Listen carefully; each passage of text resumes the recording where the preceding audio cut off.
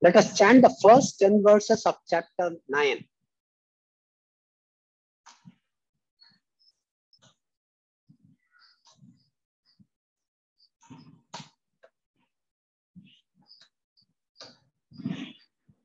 Shri Bhagavan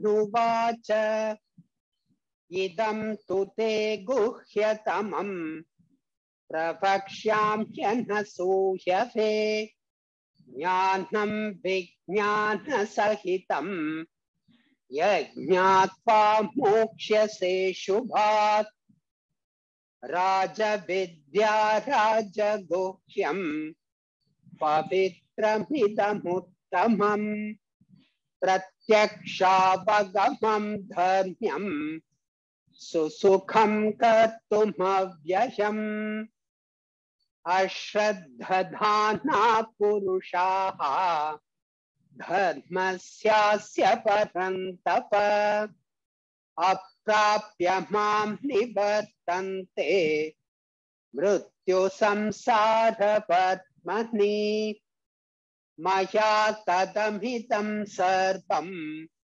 jagadavyakthamurtina matsthani sarvabhutani nachaham teshvavastitah nacha matsthani bhutani pashyame yogamaishvaram bhutabhranna cha bhutastah mamatma bhutabhavanaha yatha kashastito nityam vāyu sarvatra gomahan tatha sarvāni bhūtāni masthāni tyupadhāraya sarvabhūtāni sakaunteya prakritim yanti māmikām kalpakshaye punasthāni kalpadau visrajamyaham prakritim swamavashtabhya visrajami punah punah bhutagramamimam kritsnam avasham prakriter vashat nacha mantani karmani nibhadnanti dhananjaya udasena vadasenam asaktam teshu karmasu mayadhyakshena prakritihi suyate sacharacharam hetunanena kaunteya jagaddi parivartate.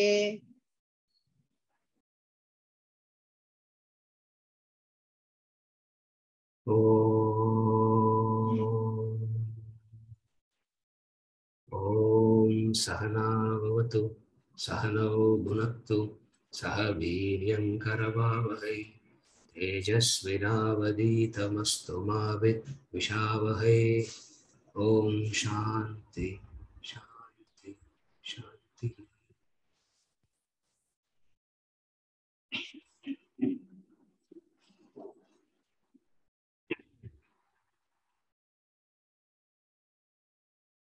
Chapter 9. Rajavidya Rajaguhya Yoga. The yoga of royal knowledge and royal secret.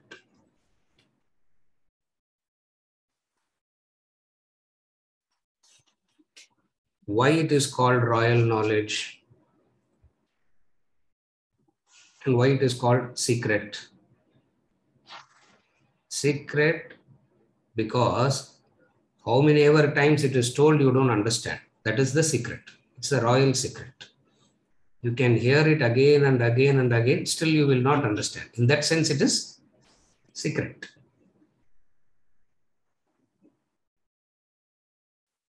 Shvetaketu went to his father and said, my guru doesn't know. Do you know? Shvetaketu asked the father, do you know?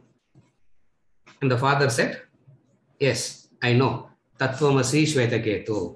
He said, you are Tattvamasi Shvetaketu. He understood. It's not a secret for him. Now, we would have heard it a million times by now. Tattvamasi, Tattvamasi. We would have heard it a million times and still we don't understand. In that sense, it's called secret. In that sense, it's called a royal secret. You know it and yet you do not know it. In that sense, it's called Raja Guhya, royal secret. And then it is Raja Vidya. Why it is called Raja Vidya? The king of knowledges it is. Why it is called the king of knowledges? The highest knowledge.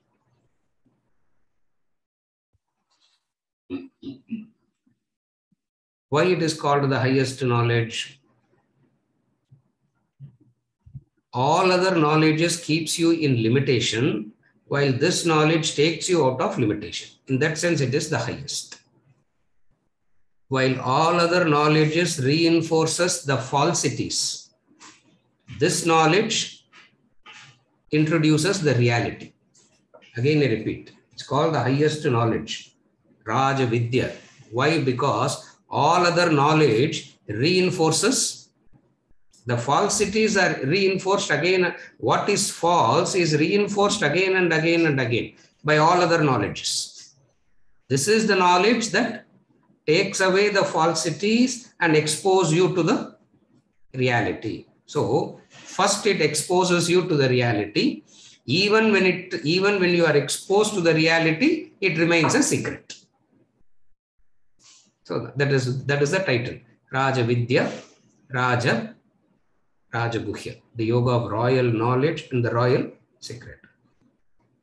All other knowledges reinforces the falsities.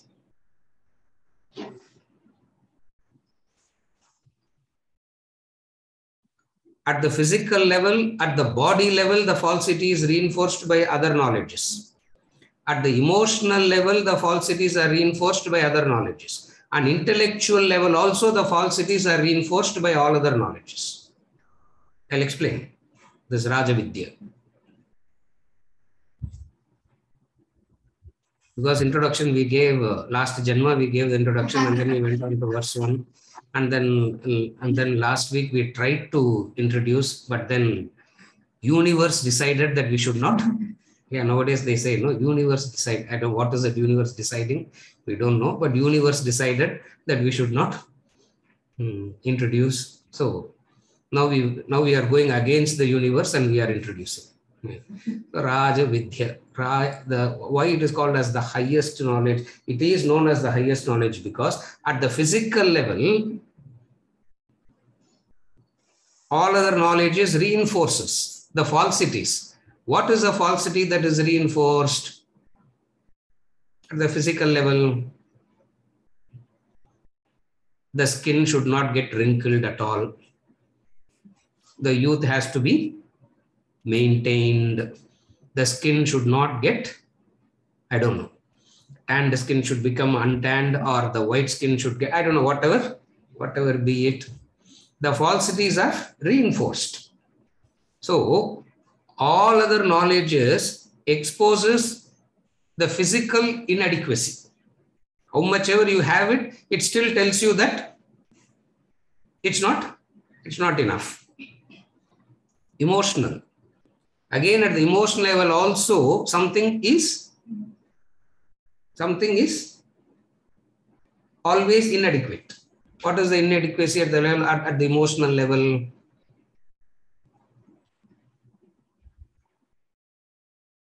Wonderful children, sir, nice children, they are all well settled, happy children, grandchildren, they are also all wonderful.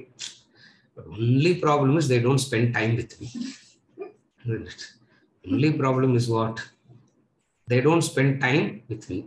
Or if they spend time with you, some other psychological issue will, some other emotional things will come up. So you try to sort that out, some other problem comes up. You try to sort that out, some other problem comes up. So at one point of time, you will say attention is not being paid. At another point of time, you will say attention is pressurizing. Isn't it? At one point of time, the mind says nobody is paying attention to you. At another point of time, you will say attention is pressurizing. I want my space. I want my freedom. I don't know, whatever space means, whatever freedom means, whatever it is. Emotional. Intellectually, very few has this problem, but intellectually also there is a problem. What is the problem at the intellectual level? They want to understand the whole thing about creation. There are people who are worried about this, the whole thing about creation. How did the whole thing start? When did it start? Why did it start? One knowledge helps you to overcome your physical inadequacies. One knowledge that helps you to overcome your emotional inadequacies. One knowledge that helps you to overcome your intellectual limitations. This one knowledge helps you to overcome all these. Therefore, it is called the royal knowledge. This is the meaning of the royal knowledge. And secret. And secret means what? Secret doesn't mean it should not be told. Secret means even if told, you cannot understand. Even if told, you will not understand. In that sense, it's a secret. And this Vedantic knowledge always remains a secret only. Why? Because how much ever it is told, people still don't understand and come back with the same problem, same situation again, and they will come back with the same thing again and again and again.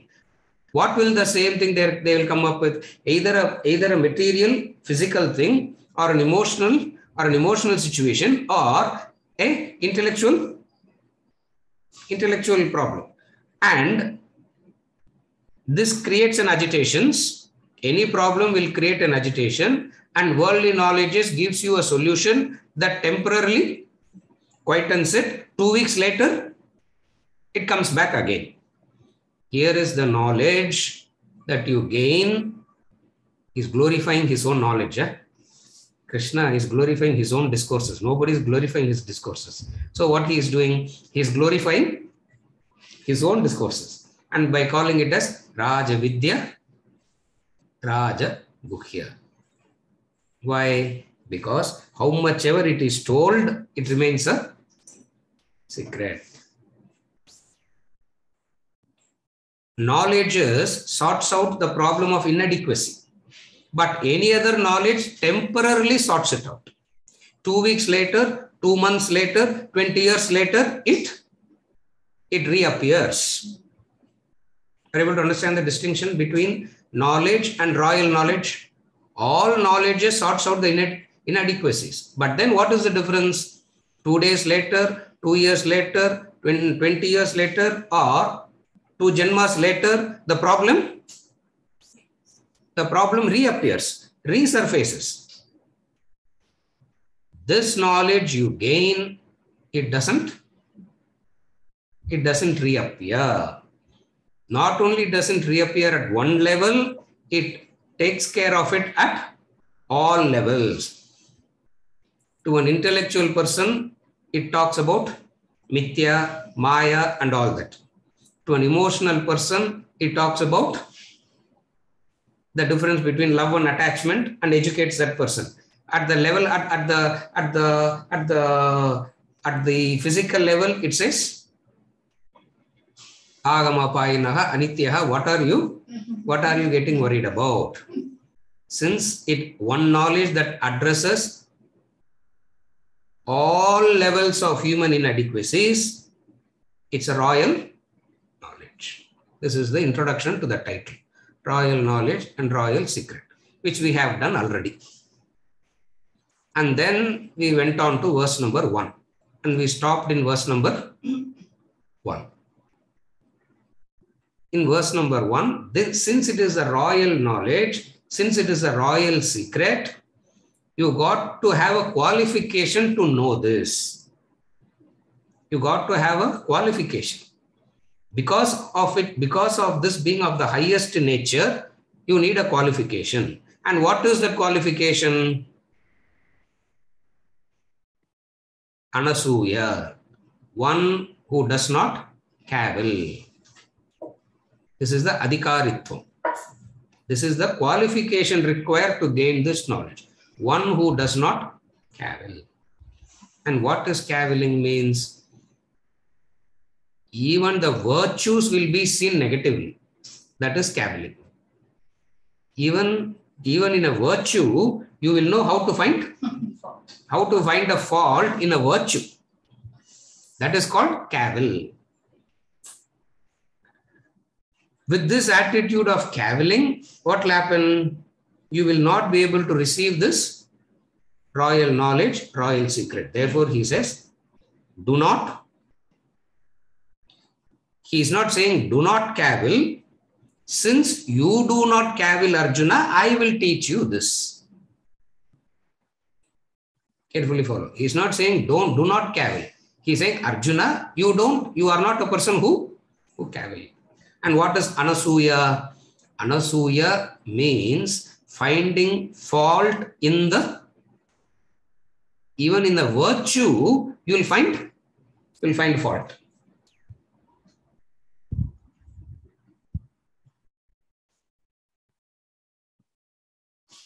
And we experience this all the time. Huh? We experience this all the time. And then people think they are being very smart, analytical reasoning, isn't it? Shankar, finding fault in the virtue of somebody. Oh, this person is very charitable. He did this charity. You say this. What is cavilling? What is cavilling? They do it only for name and fame, sir. They are not really interested in being charitable and all. This attitude is called cavilling. Are you able to follow? And anybody cavils, what you got to do? You got to close your ears. Anybody cavils, what you got to do? You got to close your ears. Finding fault even in the virtue of somebody.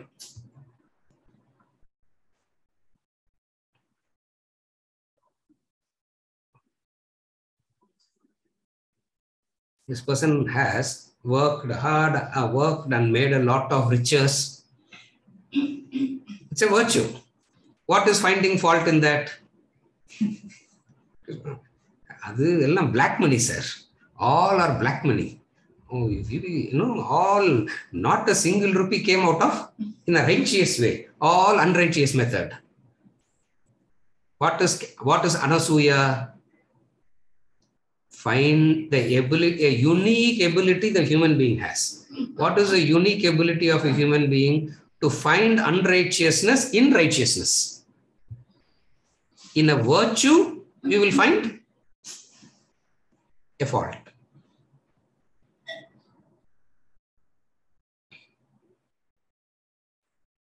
Just try it out, or catch yourself doing it. Don't try it out with others. Catch yourself doing it. When somebody praises about somebody, what will you do? What are you doing? You cannot make a cavilling remark. Only if you do that, there is a satisfaction. There is an inner satisfaction. You will feel happy. You follow? This attitude is called cavilling. Arjuna, you don't do this. Since you don't do this anasuya, you don't have this quality of practicing this anasuya, I will declare you, I will teach you knowledge and wisdom. Verse number 1. I'm just summarizing verse number 1 and we'll move on to verse number 2. I will give you knowledge and I will give you wisdom. What is the difference between knowledge and wisdom? Tattvamasi is knowledge. Aham Brahmasmi is wisdom. Remember this. Tattvamasi is knowledge. Aham Brahmasmi is wisdom.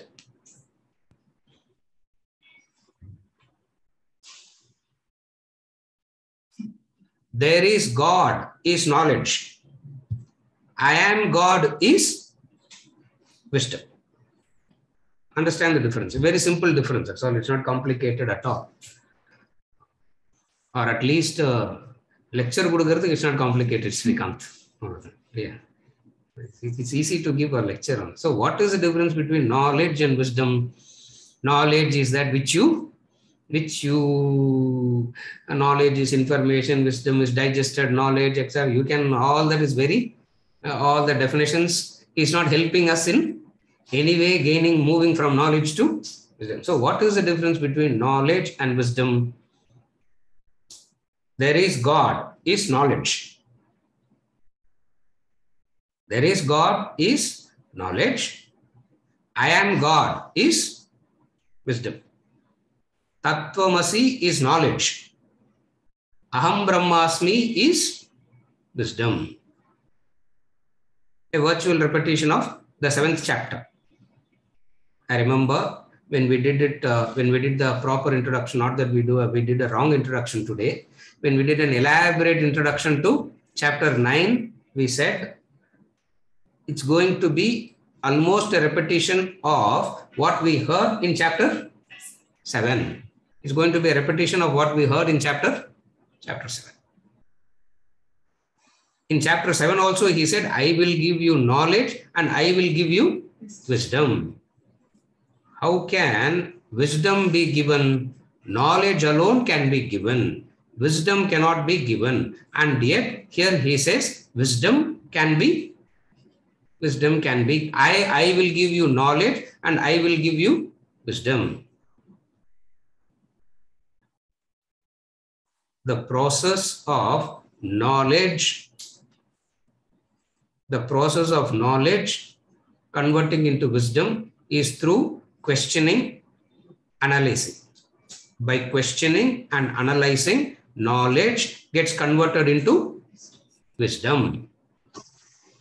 He says, the way that I am going to teach you, there is a built-in reflection, and this built-in reflection will result in you gaining wisdom. All that you got to do is what? Listen. Keep listening. All that you got to do is what? Simply keep listening again and again and again. You will gain wisdom. Why? Because the method is inbuilt. It's an inbuilt method. There's an inbuilt reflection. If you ask questions, there will be an answer. If you don't ask any question, they themselves will ask a question and answer. So, I will give you knowledge and I will give you wisdom. Knowledge means Tattvamasi. Wisdom means Aham Brahmasmi. Which having known, you shall be free from evil. You gain this knowledge, you will be free from evil. Evil here means mental agitations. So, the qualification of the knowledge, who is the adhikari, is described here. The methodology is described here. The result is described. One verse that talks about the adhikari, the one verse that talks about the methodology, and the one verse that talks about the what is known as jnana phalam, the benefit of gaining this knowledge. What is the benefit of gaining this knowledge? You shall be free from evil. Evil, we understand it as agitations. You shall be free from agitations. Mental agitations is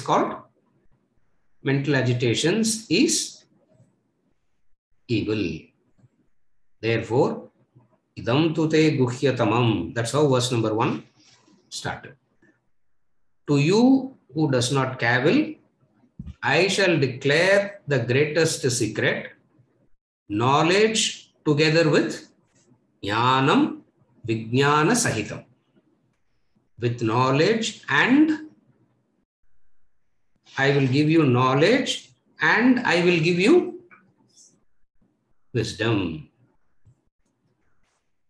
What happens if you gain this?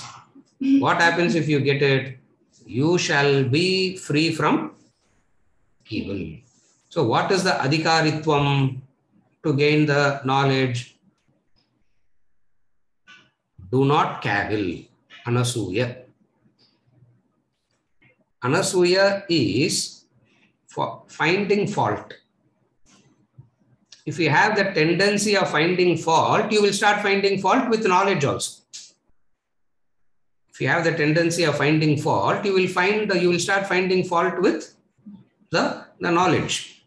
You will start finding fault with the knowledge. You will start finding fault with the teacher. Because of this nature of finding faults, the mind will remain agitated with doubts and indecision. Why indecisiveness? Because you will not be able to take any step in the direction of the knowledge. Therefore, he says, a devoted mind is required. A mind that is full of devotion. And what does devotion means? Not finding fault. He brings in a very unique definition. Not finding fault. And you take it to the highest. What is cavilling? In a virtue, you can find a fault in a virtue. But sir, I'm just saying it objectively for your information, that's all. Yeah, just for your information, I'm saying this, sir. I'm not finding fault at all. Objectively, I'm saying. Why? Because you will not know how to find out. No. Because you will not know how to find out. And all these Vedantic people are all poor people. They don't have any intellect and all. Even though they talk about intellect, they don't have any intellect. They will not know how to assess people and all. They can be cheated very easily. Therefore, just for information's sake, I'm saying. That's all. I'm not finding fault or anything. This attitude is called lack of devotion. This is verse number 1. Now we will move on to verse number 2.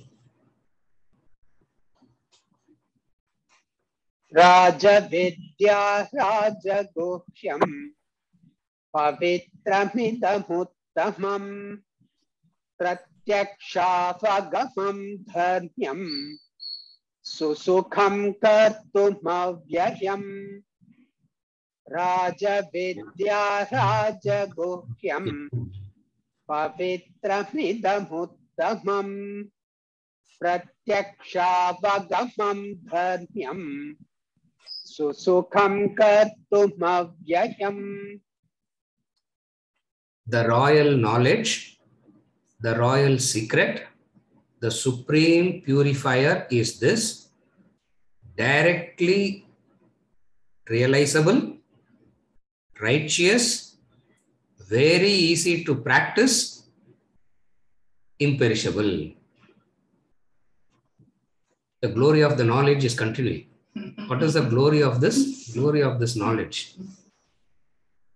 And how much ever you praise the knowledge, you can still go on glorifying the knowledge. The royal. So what is he saying now? The royal knowledge, the royal secret, the supreme purifier is this: directly realizable, righteous, very easy to practice, imperishable.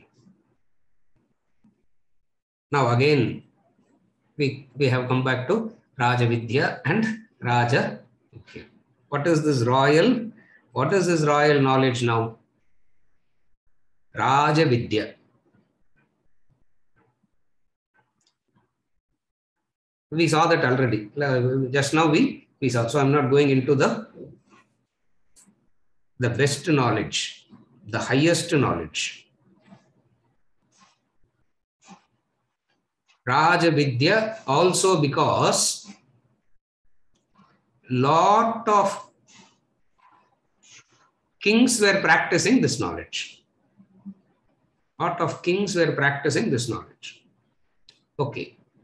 Or maximum benefit of this knowledge was found by the kings. In that sense. Okay. Who is the king? Who is the king? The king is one who has a lots of responsibilities. Where there is a lot of responsibility, where there is a lot of responsibility, there is anxiety, there is fear, there is tension. The nature of work itself is pressurizing. The work submerges you, makes you uncomfortable. The king, today, even the fellow who doesn't do anything is also facing all this nowadays. How everybody can face all this is a miracle, a mystery. Fellow who doesn't do anything is also saying, I'm having anxiety, I'm having tension, what not doing. So the kings had all this. And they found benefit from this knowledge. That's where you find some of the Upanishadic students were the kings. Janaka, Jatashatru. There are so many, and I'm not going into the details. They're all great. They're all great kings who practiced it. And even in the 3rd chapter, Krishna says, Janaka Dayaha, like Janaka and others. Even here, who is the student? Arjuna is the student. And who is Arjuna? A person with tremendous responsibility. A person with tremendous responsibility.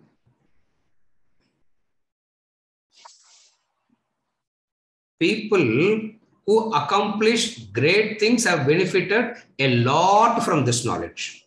In that sense, it is Raja Vidya.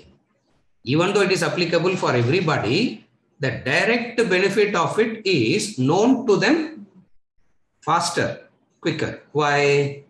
Because it is the highest knowledge. They seem to know it better. In fact, Ajatashatru, he tells, the kings understand Vedanta better than the new scholars, he says. The kings understand the value of this knowledge better than the scholars. Why? Because it directly applicable and helped them. It is directly applicable and helped them out.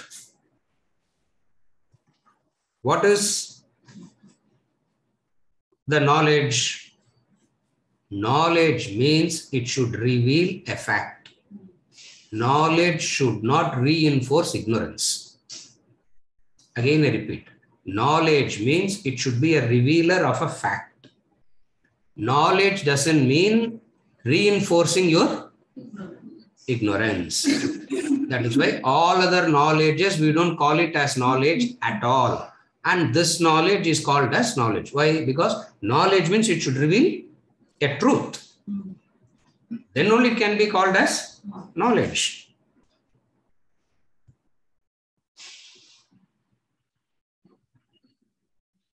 In the example of rope and snake, you write a thesis on snake. Raj. You can write a thesis on snake, and best publications also, I don't know. What is this? Journals. What do you call that? Journals, no? The world best journals also will publish your thesis on snake. It's king cobra. It's this color. It's this black. It has this. This is the benefit. And the poison also has some benefits. Wonderful thesis. About what? About the snake that is not existing. A wonderful thesis about a snake that doesn't exist. Now what happens? By the time you start writing the thesis, you actually start believing there is a snake. So you actually start believing there is a snake, and that snake has to be handled. And how to handle the snake? Rightly. One day I'll understand there is no snake, sir, but now tell me how to handle the snake rightly. Future I'll understand that there is no snake. What would you call this knowledge of handling the snake? Vijay, this knowledge is called ignorance. It's not knowledge, because it is reinforcing the fact that there is no The truth is there is no snake, and the knowledge is getting reinforced. It's not knowledge at all. What is knowledge?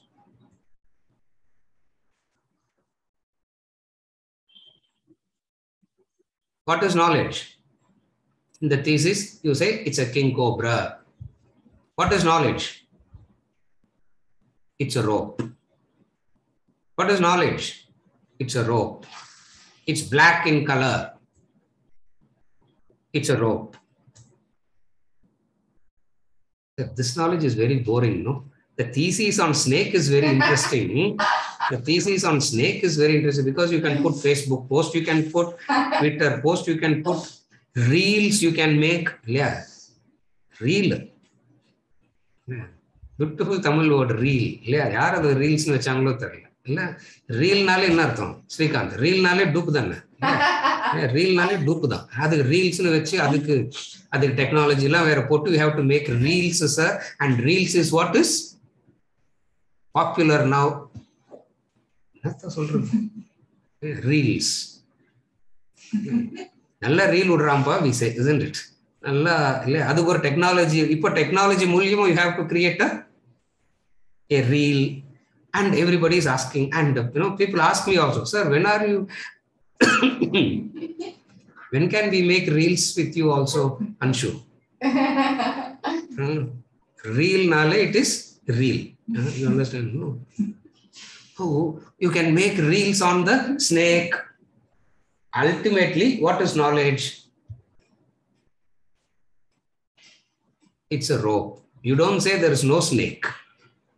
What is knowledge? You don't say there is no snake. You say rope. Any discussion about the snake, what is knowledge? Rope. Any discussion about snake, the knowledge is rope. Ore vartada, rope. Rope. Rope. You get so irritated, you feel like, say, hang yourself in that rope. What kind of a knowledge is that? You don't want this. This is not the Raja Vidya, Raja Guhya that we are seeking. The Raja Vidya, Raja Guhya that we are seeking is, thesis on snake is what we want first. Every knowledge means it should remove ignorance. It should reveal a fact. From another angle, knowledge means knowing the intrinsic value minus the nama rupa. That is knowledge from another angle. We know in different contexts, we keep talking about all this, but then now wherever we get a chance like this, we are putting everything together. So from another angle, knowledge means what? Knowing the intrinsic value minus the nama rupa. That is knowledge. Example, the value of the bangle is because of gold. The value of the necklace is because of the gold. The value of the ring is because of gold. Royal knowledge. Knowing this, you know everything. That's why the Upanishad says this as, the Upanishad gives a beautiful definition. Knowing this, you know everything. How can you know one and you know everything? So much of thesis about snake you write, saying that it is rope is enough, no? Knowing that one thing called rope, you know everything about snake. Knowing that one thing called gold, you know everything about all ornaments. In that sense, it's called the royal knowledge. So he's saying royal knowledge. Now Raja Guhyam. Raja Vidya, Raja Guhyam.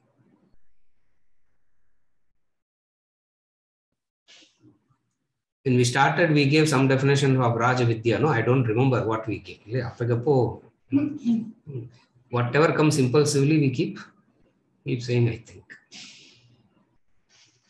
Raja Vidya is finished. Now we are coming to Raja Guhyam. What is this Raja Guhyam?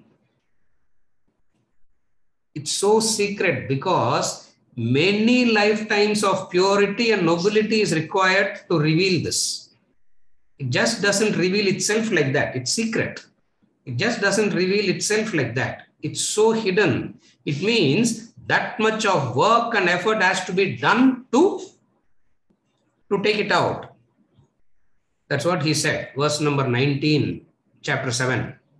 Bahunam janmanam ante jnanavan mam prapadyate.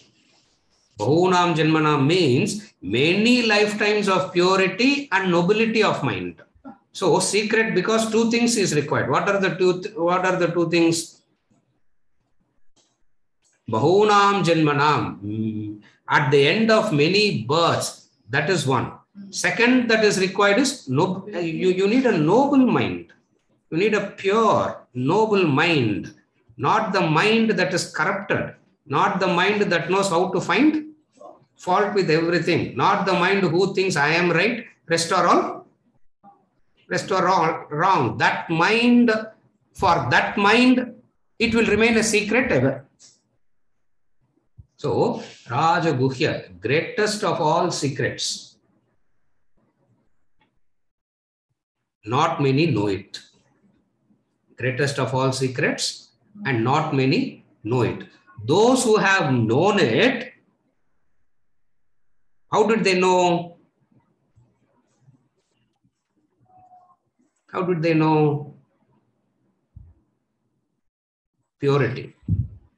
Bahunam janmanam, many lifetimes. When we say many lifetimes, what it means is you are ready to run a marathon. That's what it means. Many lifetimes doesn't mean you have to go through 100 janmas. Many lifetime implies you are ready to run a marathon. You don't ask, in 3 years, you don't ask what happened. In 25 years, you don't ask what happened. In 35 years, you don't ask what happened. The fact that you are asking what happened means nothing has happened. Continue. So, how the secret gets revealed? Having said that it is a secret, the secret has to be revealed. How it will reveal itself? You got to prepare yourself to run a marathon. That is what is meant as Bahunam janmanam ante.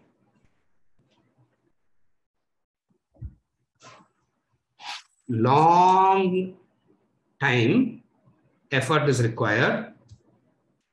Long time consistent effort is required. You don't do it for 2 minutes and then turn back and ask. You don't send a WhatsApp message asking why am I not changing? Teju, you will not send a WhatsApp message immediately. Why am I not changing? You have not even come out of the womb, isn't it? Why am I not changing? Bahunam janmanam ante jnanavan mam prapadyate. It means what? You should be ready to run a marathon. Number 2, consistent. You got to be consistent. You are ready to run marathon consistently. Where do you get the motivation from? Guru and Shastra. You understand the value of what you are seeking. When you know the value of it, you will not get disillusioned. You get disillusioned because you don't know the value of what you are going to get. If you know the value of what you are going to get, you will not get disillusioned, isn't it?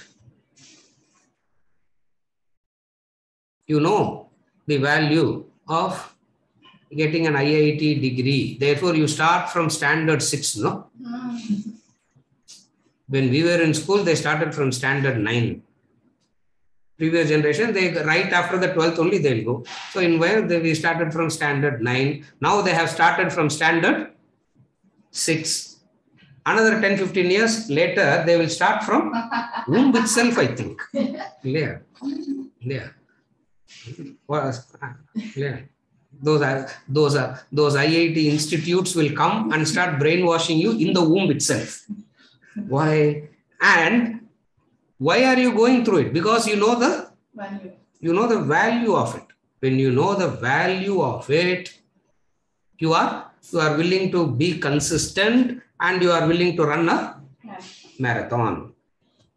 If you are looking for a shortcut, if you are asking for a quick result, means you haven't understood the value of it. Therefore, bahunam janmanam ante jnanavan mam prapadyate samahatma sudurlabha. Same verse. Verse number 19, chapter 7. Such a soul is very difficult to find, he said. We saw that in verse number, we saw that in chapter 7. Bahunam janmanam ante jnanavan mam prapadyate sudurlabha. Durlabha means very difficult to find a soul, such a person. One person is very difficult to find. And he called them as Mahatma. Such a great, why? Because what amount of energy, what amount of consistency, what amount of effort. Next verse is going to call it as Shraddha. If this verse is Rajna, next verse is going to call it as he's going to pick it up from another angle, Shraddha. When we go there, we will see what Shraddha means. Here, what is it? Many lifetimes of purity and nobility is required so that this Raja Guhyam gets revealed. And understand, lifetimes doesn't mean actually lifetime. Lifetime means you are ready for a marathon. Why? Because how much ever is repeated, it still remains a secret. Shvetaketu, in that Upanishad, he asks, beautifully he says, in that Chandogya. In Chandogya, he says,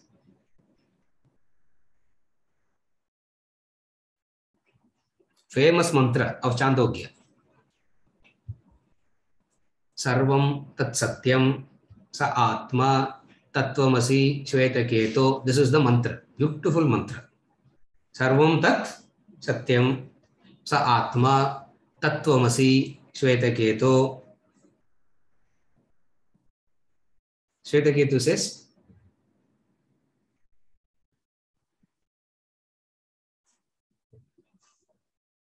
I'm having a Vijñāpa. What is Vijñāpa? A request. Vijñāpanam we say, no? Vijñāpa. I have a request. What is the request? Can you repeat it again? Can you repeat it again? 9 times he repeats. Tattvamasi Shvetaketo, Tattvamasi Shvetaketo, Tattvamasi Shvetaketo. From another angle, secret means it should kindle a curiosity in you. Correct, no? If somebody says it's a secret, now what should happen in you? Oh, secret, you will not say no. Secret. If it is a secret means what? You will do anything to know it, no? In that sense also it's a secret. Try if you can get it. Try if you can. In that sense also it can be called as Raja Guhyam. Raja Guhyam. Raja Vidya and Raja Guhyam. And to reveal the secret, you should be consistent in running you should be consistent in your marathon. Then the secret gets revealed. Arjuna, this is the glory of what I am teaching. What is the glory of what I am teaching? It's Raja Vidya, it's Raja Guhya. All are adjectives, huh? And each and every adjective is so interesting, so inspiring. The third adjective is Pavitram Idam Uttamam. Pavitram means purifier. Uttamam Pavitram, greatest purifier. Why it is called Uttamam Pavitram? All other Pavitrams tends to get dirty again. Uttamam Pavitram means you purify it, it will never ever get dirty again. Purida? Vasanti? Huh? All other things you purify, it will get dirty. It will get dirty again. Correct? It will get dirty again. Okay. You go and take a dip in the Ganges. All the sins that you have done till that time only gets wiped out. No? You come out and start committing sin, what happens? Huh? That's why it is Pavitram, but not Uttamam Pavitram. I don't understand the difference. You do something, you get purified, but then there is no guarantee that it will not get dirt again. It means how long to keep it purifying? No. Here it is different, Arjuna. Why? Because it is Uttamam Pavitra. It cleanses you once and it cleanses you in such a way that you can never get dirt again. How does it purify you? Uttamam. It's the greatest purifier. Pavitram. Uttamam Pavitram.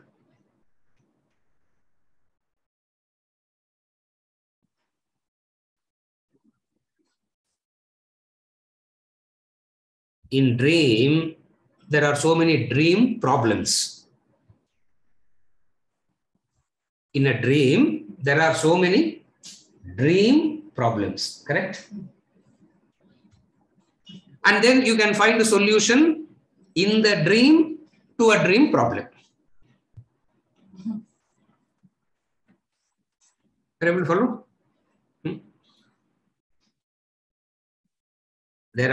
There can be lot of problems in the dream. And then you can find lot of solutions in the dream, within the dream. And that also sorts it out. Correct? That also sorts it out.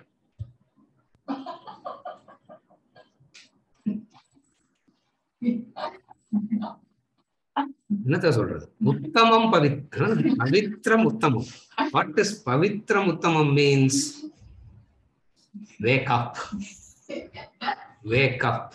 Full stop. Wake up. Having woken up, you will never go back. In that sense, Pavitram Idam Uttamam. Beautiful. Each and every adjective he gives about the glory of knowledge. It's very inspiring, very motivating. See, he gives so many adjectives about Brahman, and he gives so many adjectives about the glory of the knowledge. And the adjectives to the glory of the knowledge is much more beautiful than the glory of Brahman itself. A lion chases you in the dream, climb the tree, solution, correct. But then something is on the tree now, no? And then what do? You escape that. And then you escape from that, something else is waiting. So all these are purifiers of a problem, but not Uttamam. Why? Because problem will still remain the same. Isn't it?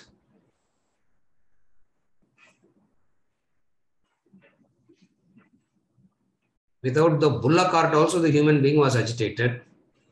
With the bullock cart, the human being was agitated. With the car, the human being was agitated. Without the computer, the human being was agitated. With the computer also, the human being is agitated. Just wait, sir. Artificial intelligence will come and sort out all problems. Another solution in the dream. Another solution in the dream. Another solution in the dream. Another solution in the dream. And whatsoever solution you find in the dream, what is the Uttamam Pavitram? Wake up. The best advice, the best solution, the right advice is what? Wake up.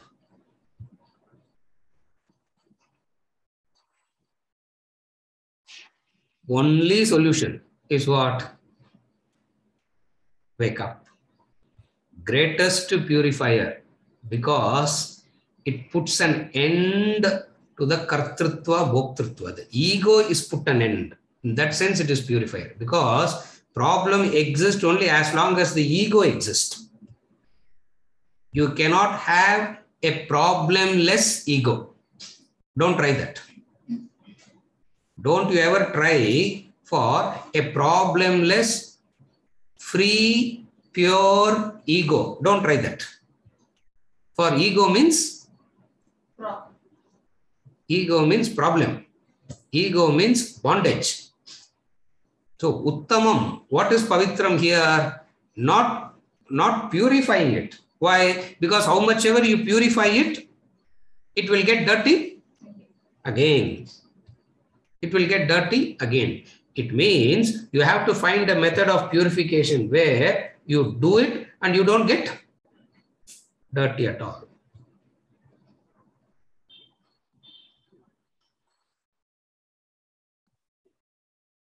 Knowledge is a supreme purifier.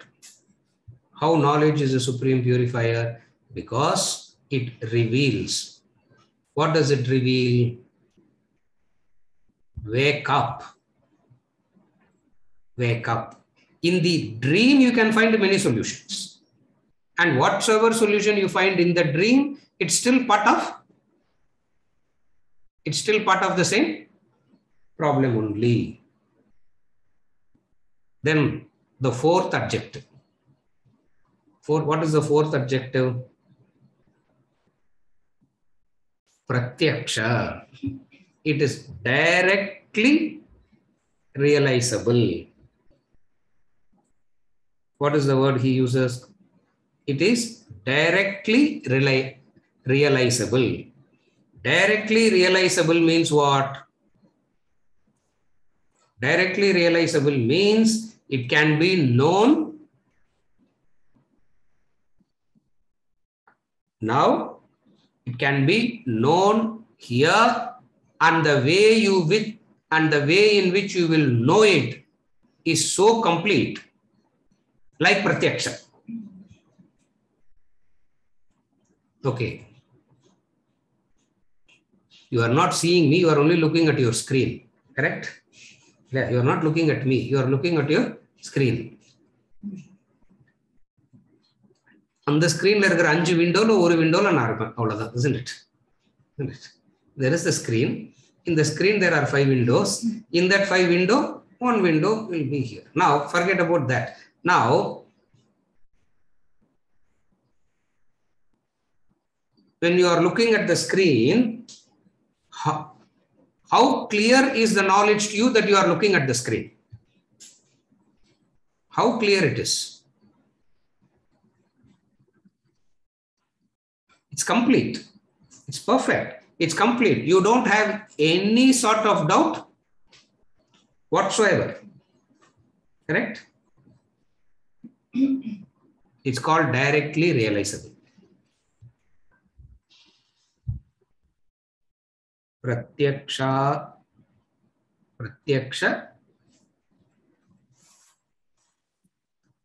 Avagamyate. Avagamyate means directly realizable.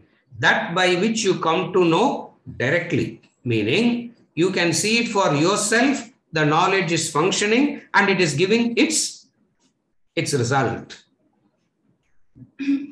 How do you know that it is directly realizable? It is directly realizable because in all other knowledges, carefully follow the difference between other knowledges and this knowledge. In other knowledges, the method is not sure.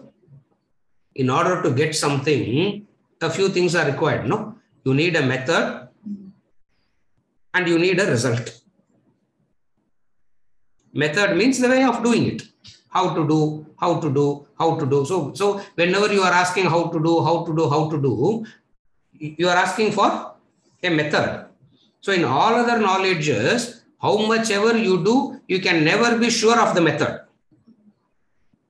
That's why every generation goes on bringing in new methods, because the previous method didn't work. Therefore, you come up with a new method. Another fellow will come up with another method. Another person will come up with another method. So you are not sure about the methods.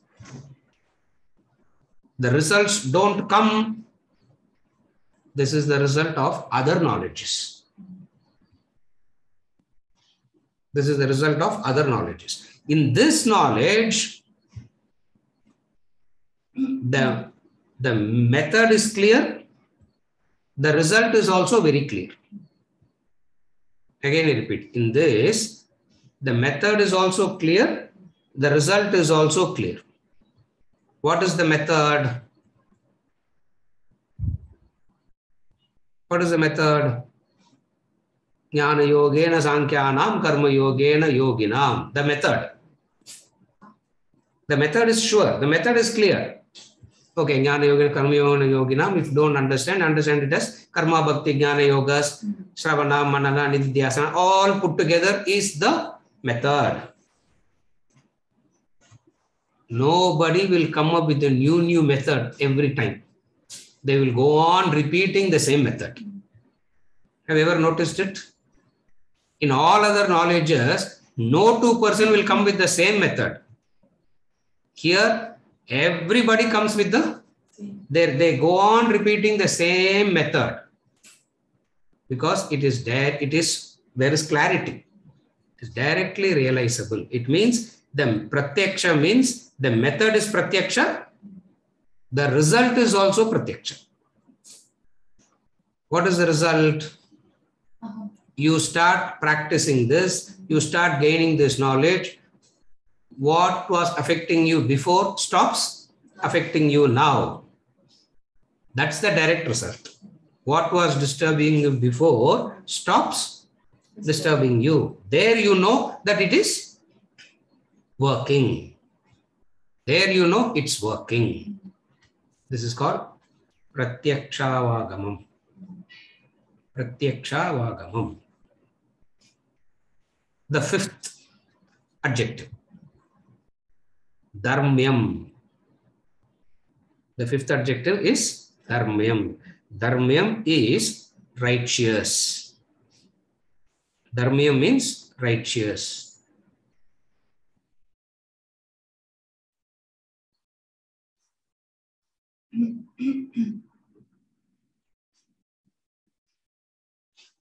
A knowledge that is founded on dharma, it is dharmyam. A knowledge that is founded on, based on this dharma. Also, it talks about the various dharmas that you have to follow in life and the final result. In that sense, it is dharmyam. It's based on the law. The foundation is dharma. Another meaning of the word dharmyam is it talks about the various dharmas. What is the various dharma? It talks about the swadharma. It talks about the varna dharma. It talks about the ashrama dharma. And what is why you should practice all these dharmas, and what is the result of practicing these dharmas? The spiritual knowledge becomes the cumulative result of all the following of dharma.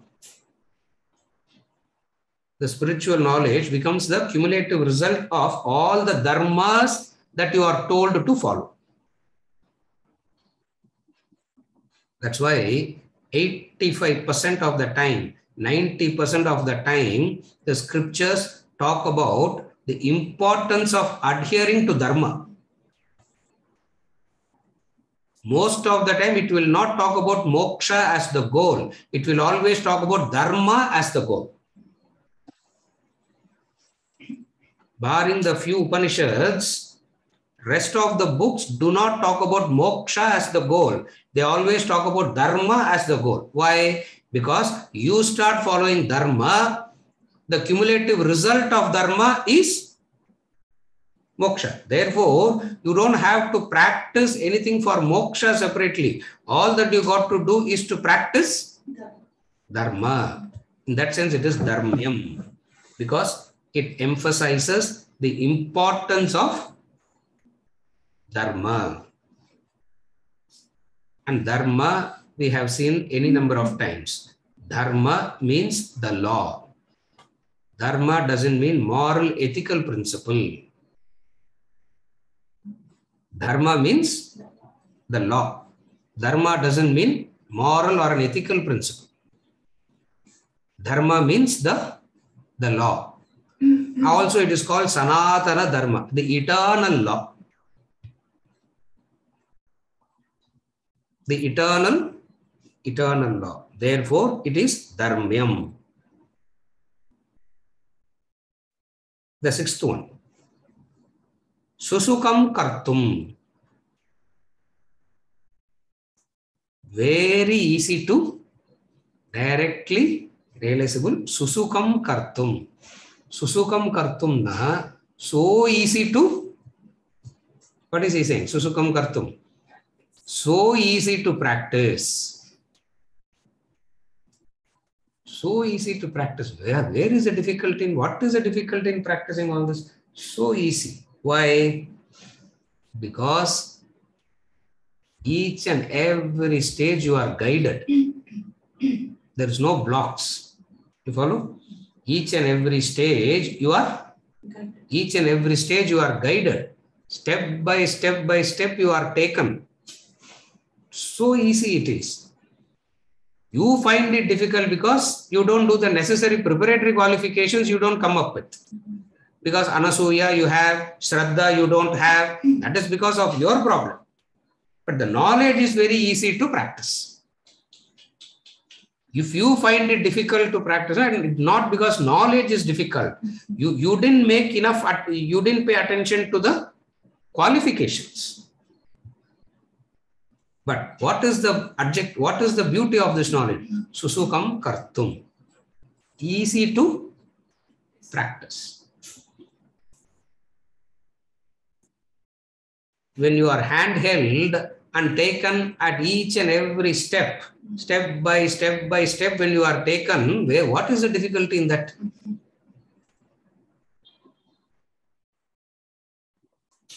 You find it difficult. Why? Because you have your doubts. You find it difficult. Why? Because of your doubts. Your doubts makes it difficult. And then we say knowledge is it's not at all practical, sir. How? Practically speaking, after all the lectures, I know, at 9 o'clock, yeah, I'm so charged up, I'm so pumped up, I'm so motivated. At 9 o'clock, the questions will crashing down to the reality. But practically, sir, it will say, it means what? All that you said for 1 hour, 15 minutes is not practical. Practically, why? You are not getting the result of it because of your doubts. Susukam kartum. It's easy. Sukam means easy. Sukam means absolutely easy. Sukam nale easy. Susukam means absolutely easy. What? Child's play. Eh? Child's play. It is directly. Why? Because you are guided by whom? You are guided by whom? Who's guiding us? Who's guiding us? Krishna. When you have a teacher like him guiding at each and every step, where is the difficulty? What is the difficulty? But we don't find it so easy. Why? Of our own doubts. The last thing, avyayam. Avyayam means imperishable, doesn't decay. Avyayam means imperishable. Perishable means that which decays. Imperishable means that which doesn't decay. It does not. Vyayam means decay. Avyayam means that does not have vyayam. That's how you understand. Imperishable.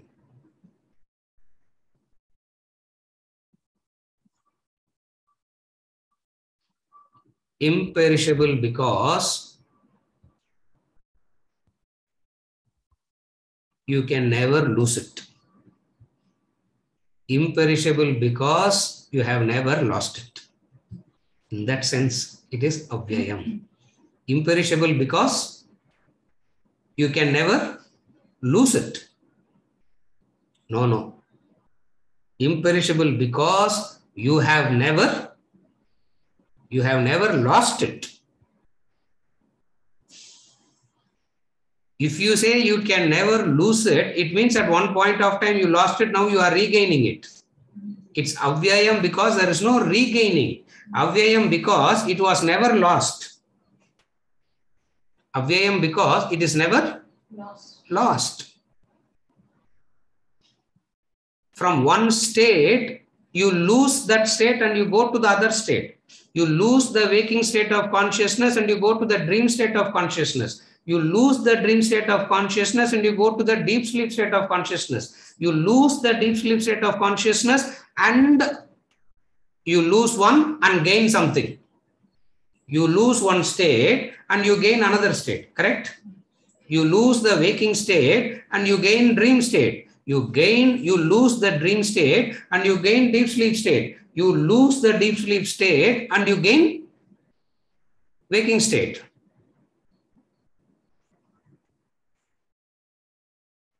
For consciousness, there is no gain, there is no loss. In that sense, it is avyayam. In that sense, it is avyayam. You lose the waking state and you gain the dream state. You lose the dream state and you gain the deep sleep state. You lose the deep sleep state and then later on you will gain the waking state. Correct?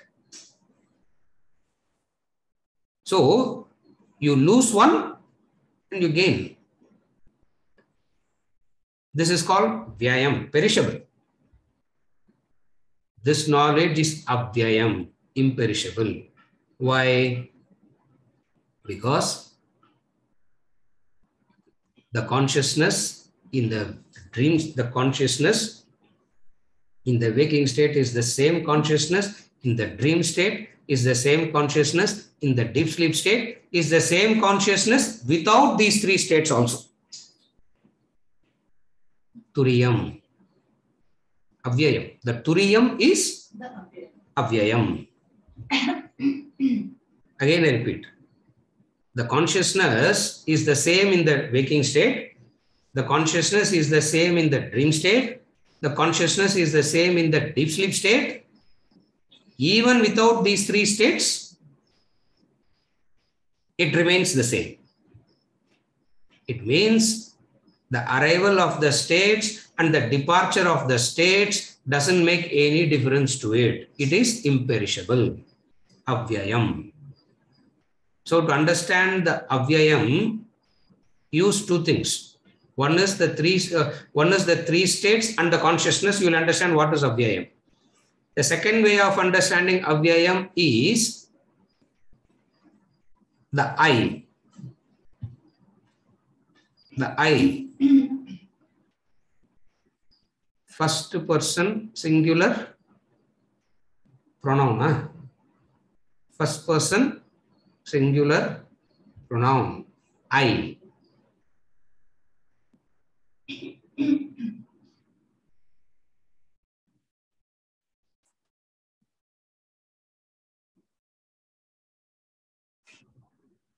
The body changes, but then you say, I am the same, isn't it? I was then there like this, I am there like this, and then I will be the I. The I doesn't perish. So what perishes? That the I doesn't associate with perishes. The body perishes. The states of consciousness perishes. The knowledge and ignorance keeps gaining, perishing. But one thing that doesn't perish is this, the I. So, what you have gained is 100% permanent. It will not be lost at all. That is. Second, deeper than that is to understand what? It is avyayam because it was never lost. It is avyayam because it is never lost. What is it that is never lost? The I is never lost. The consciousness is never lost. And this is the only knowledge that reveals the I. This is the only knowledge that reveals the consciousness. It is the only knowledge that reveals the I. Therefore, it is avyayam. Nothing but glorifying the knowledge. Self-glorification he is giving. He is glorifying his own lectures. Because nobody is glorifying it. Nobody was praising Krishna, I believe. Therefore, he started to praise his own. He started to praise his own discourses. And how did he praise it? Raja Vidya, Raja Guhya, Uttamam Pavitram, Pratyaksha Vagamam, Dharmyam, Susukam, Kartum, Avyayam. It is very easy to practice. It is imperishable. Very easy to practice. Why it is so easy to practice? Because outsourcing you cannot do. Very easy. You cannot do outsourcing. For everything you can do outsourcing. Very easy. Why? Because you cannot do, if you understand that you cannot outsource it, it becomes very, very easy, isn't it? Only if you believe it can be outsourced. What is outsourcing it?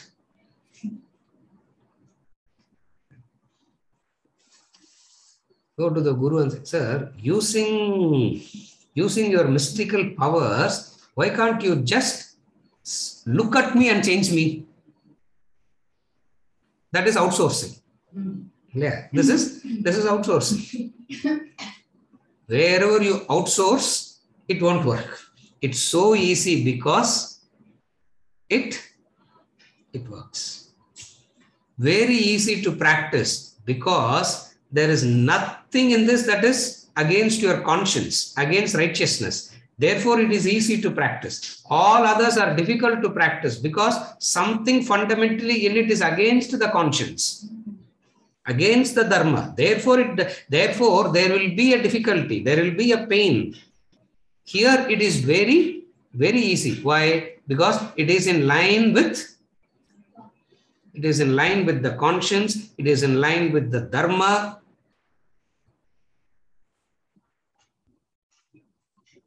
Also, there is the Shastra that is guiding you. Also, there is the Guru that is guiding you. All that you got to do is what?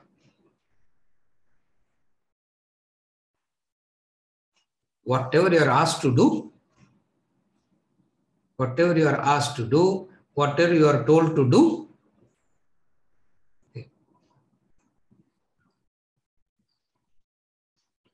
just do it. Nike advertisement, isn't it? That's a tagline for that advertisement. No? Do it. Just do it.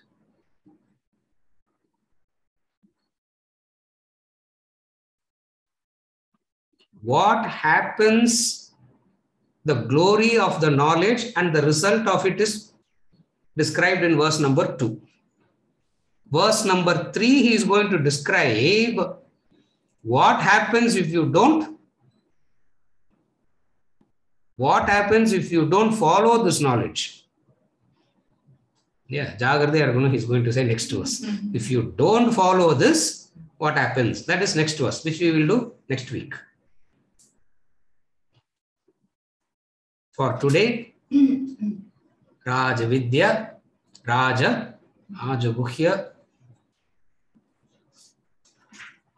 Uttamam Pavitram. You purify it, it can never get dirty. It can never get dirty again. What a method of purification it is. Imagine if you have a method of purification of your kitchen, of your house like this. You clean it once and you don't have to clean it again at all. How nice it will be, no? How wonderful it will be, no? Pavitram idam uttamam. Pratyakshaavagamam. Pratyakshaavagamam. Meaning directly realizable. Dharmyam. It is dharma. Susukam kartum. Susukam kartum means ரொம்ப easy இப்போ அது practice பண்றது. இதுல கஷ்டமே இல்லை. Very, very easy to practice. Maybe for him it is very easy. Very easy to practice. Avyayam, imperishable. This is verse number 2. The glory of the knowledge. Previous verse, the adhikaritvam, the benefit. Now the glory. Next verse is going to talk about the one who does not pursue this knowledge, follow this knowledge. What is the consequence of that? That we will take up next week.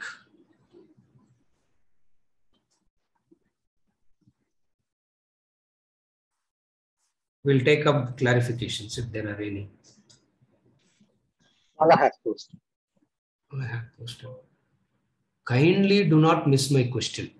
Don't worry, I will not miss. Yeah. I thought that is the question. Okay. Kindly do not miss my question. Mala, don't worry. I will not miss. Condition where a question. Yeah. ஒழுங்கா பதில் சொல்லுங்க சீசை. சும்மா ஒன்னு சொல்லிட்டு இன்னொன்னுக்குலாம் escape ஆகாதீங்க சீசை. Or don't leave my questions choice இல்லைன்னா விடாம answer all my questions properly. Okay, I'll try to answer. First question. You said many janmas means taking lot of effort and not really the number of births in the past. This is not clear. Does it mean that if many janma means effort, struggle we take to understand the truth, why is rebirth mentioned at all? Also, how to connect this point with detachment causing no rebirth? Mala, rebirth, scriptures talk about rebirth because it is the fact of life. All that the scriptures talks about is only facts. And rebirth is a fact of life. It's not an opinion that is come by the Shastra. It is a fact. Rebirth is a fact of life. In the verse that I quoted, Bahunam Janmanam Ante Jnanavan Mam Prapatyate, you can interpret it in 2-3 ways. It's an interpretation. We are not talking about reincarnation here, rebirth here. How to interpret Bahunam Janmanam? One way of interpreting Bahunam Janmanam is literally taking as many janmas. Another way of interpreting it is many janmas means long effort, time and effort required is a long period of time and effort is required, marathon. It is not to contradict reincarnation. Are you able to follow? It is not to contradict reincarnation. It is 2 different ways of interpreting. And why we try to give various ways of interpretation? This is the method of knowledge and wisdom. Jnanam and Vijnanam can be given only when for each and everything you give 2-3 meanings. When 2-3 meanings, when 2-3 interpretations are given, it gives you that much scope for manana, reflection. This is a method of Jnanam and Vijnanam. Therefore, why rebirth is mentioned? Because it's a fact of life, they mention it. How to connect detachment causing no rebirth? Detachment causing no rebirth is a very loose statement. Here the word detachment means detachment from the, here the word detachment means detachment from the ego, detachment from the vasanas, extinguishing the vasanas. When all the vasanas are extinguished, there is no more. The possibility of birth itself is removed. That which causes the birth is vasana. When the vasana is removed, there is no cause. When the cause is removed, effect automatically gets removed. Again, I repeat. When the cause is removed, the effect automatically gets removed. This is answering her first question. Second question. Do the vasanas hold us tight, attached with the world? Yes. It is the vasanas that hold you tight, attached. Agree that knowledge helps us to remove. Yes. She is agreeing that yes, knowledge helps us to remove. Upada. After so long, she is in agreement with one thing now. Agree that knowledge removes. If it is that easy, why do we perish? What makes us live in ignorance? What binds us with the world? She answered her own question in the first sentence, and then she is asking the question. It is vasanas that hold you tight. What binds you to the world? The vasanas. What makes us live in ignorance? The vasana. Why do we perish? Because we are not able to, because we are not doing the right things to handle the, we are not doing the right things. What is the right thing? Raga Dvesha has a vega, a force. Raga Dvesha is forceful. It has a vega. The power of it is, what do you say? Very strong, very high, very strong. I don't know how to describe the word vega. Raga Dvesha has a vega. And that vega can be handled only by what? That vega has to be controlled. How to control that vega? You got to gradually turn. You cannot bring a U-turn. You got to gradually turn.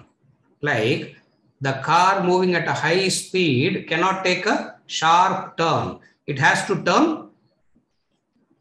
It has to turn gradually only. Because of the mind's greed, it wants sharp turn and get it immediately.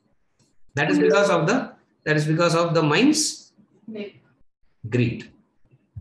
You follow?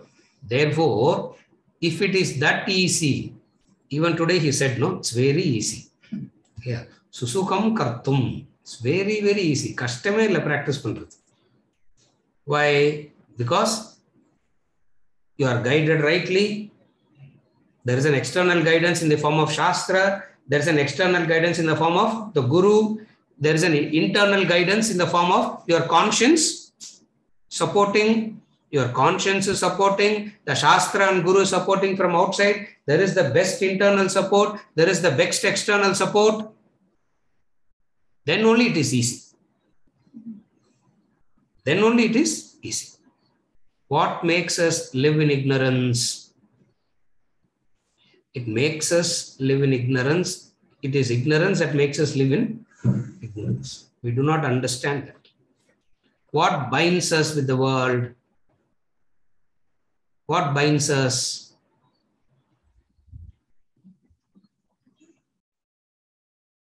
Wanting to set right the dream before waking up.